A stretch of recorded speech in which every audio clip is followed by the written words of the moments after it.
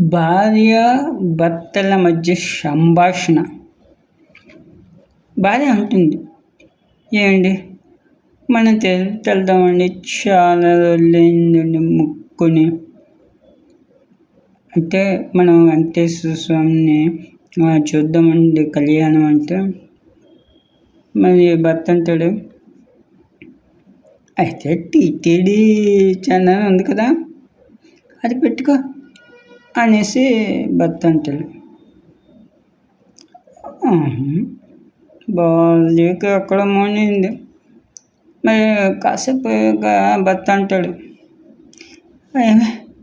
నాకు కొంచెం ఆకలిగా ఉంది, అన్నం పెట్టు అనేసి.